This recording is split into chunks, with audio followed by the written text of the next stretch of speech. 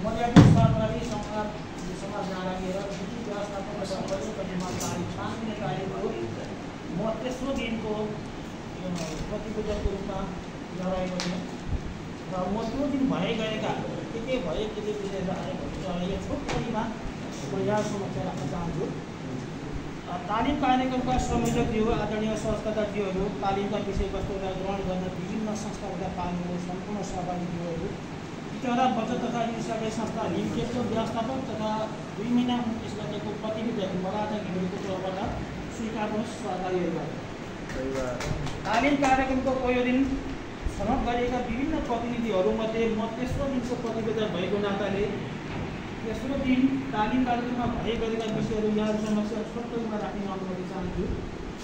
सदाझै तालिम कार्यक्रम 10 बजे नै सुरु भएको थियो। अघिल्लो दिनका संयोजक नवराज राव सरले तालिम सुरु भएको जानकारी गराउँदै अघिल्लो दिनको प्रतिवेदन वाचन गर्न प्रतिवेदक हीरा अधिकारीलाई बोलाए अनुसार प्रतिवेदकले प्रतिवेदन वाचन गर्नुभयो।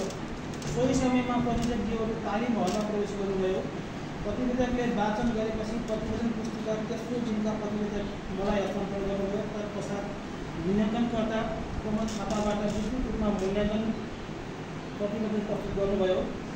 मूल्याङ्कन पुस्तिका तेस्रो दिनका मूल्याङ्कनकर्तालाई हस्तान्तरण गर्दै मनोरञ्जनकर्ता होले पनि आफ्नो जिम्मेवारी हस्तान्तरण गर्नुभयो।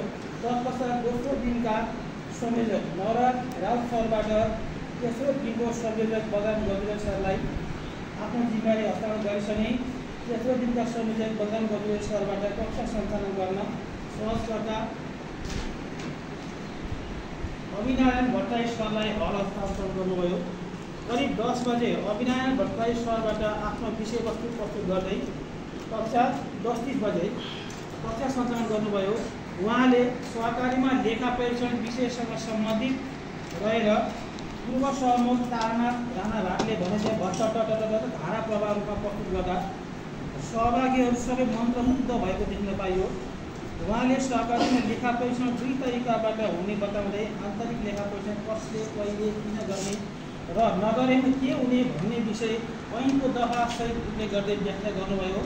यसै गरी बाह्य लेखा परीक्षणका बारेमा व्याख्या गर्दै नियुक्ति प्रक्रिया, छनौट तरिका, नियुक्ति अघि नियमन निकायबाट अनुमति, नियुक्तिमा अयोग्यता आदि विषयमा प्रकाश पार्दै लेखा परीक्षणका दिन लेखा परीक्षणका किन आवश्यकता पर्दछ, यसले कसरी कहाँबाट सहयोग गर्दछ, साङ्गठनिक स्वरूप कस्तो हुन्छ भन्ने बारे वर्णन गर्दै करिब 11:30 बजे कक्षा समापन भएको घोषणा गर्नुभयो।